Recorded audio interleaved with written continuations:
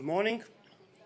Today we have a very important meeting among the foreign ministers of NATO, and I can assure as one of the eastern border member of NATO that NATO works well.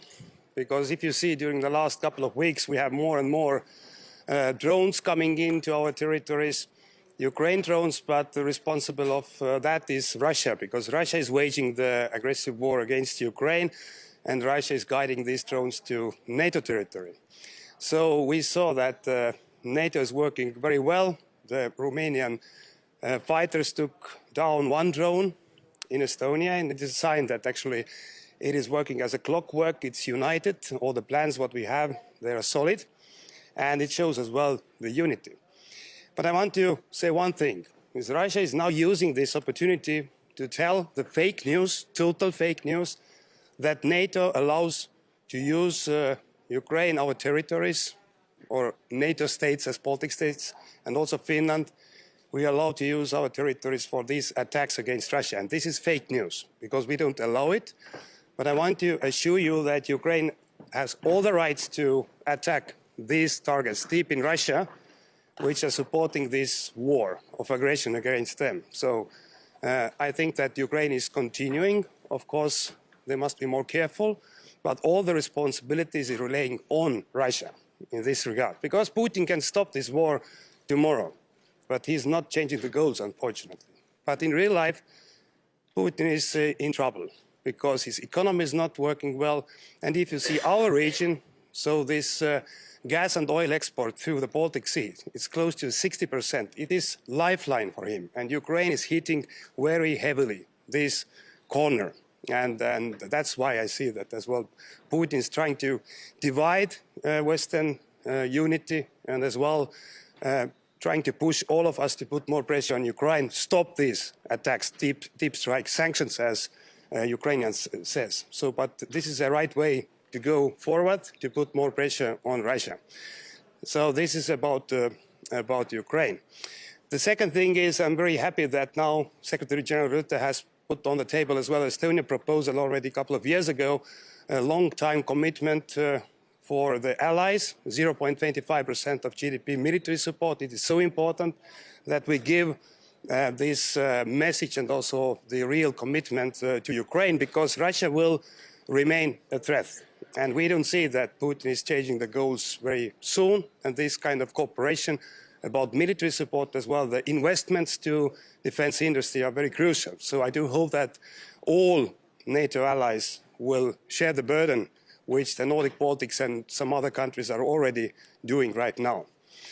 About 5% of GDP. We are all happy about this commitment last year in The Hague, and we now facing the Ankara meeting. Estonia is doing the real defense spendings already this year, 5.2, 5.4% of GDP. And these are we are following the plans we adopted already in Vilnius 2 years ago about the NATO new regional defense plans. And NATO must show unity in Ankara. We are talking about this because it is so important that we do everything in coordinated ways.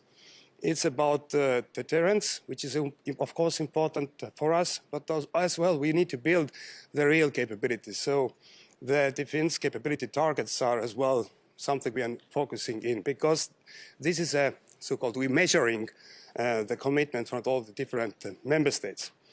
So on Hormuz, as you know, Estonia was one of the first countries who said that if our allies need our support, we're always ready to commit. Because if we need our allies, so we expect exactly the same, and we have done it through the history, as you know.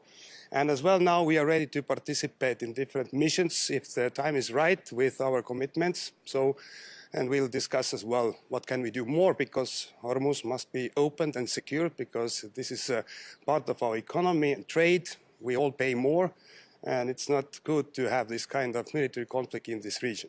Thank you very much. Minister Tsahkna, sorry? about the 700 troops that are based in Estonia, U.S. troops, and you made a reversal in President Trump's announcement. Are you concerned about the deployment in Estonia? I'm not a concerned person. I'm very practical. Yesterday evening we heard as well and saw the President Trump's tweet about 5,000 extra troops to Poland. So this is one defense theater. It's all connected to each other. But of course, everything what we are talking about, NATO deterrence as well, US troops in Europe, it's a full picture, and it must be happen, whatever happens, with coordinated ways. And of course, we are not only talking about Estonia, Latvia, Lithuania, Poland, we are talking about the eastern flank and Europe. And this is my message as well to US partners, is that let's do it more coordinated ways. How do you deal with the lack of predictability from the US side? That's the reason why we are gathering today here as well to talk face to face. But if I said as well, this is about US to decide how many troops are in Europe. It's clear that Europe must do more, and we are more committed, not only about money, but the defense industry, troops. And, but everything what concerns the NATO deterrence and capabilities, it must be happening in coordinated ways. Thank you. I will be pushed away. Can I ask you about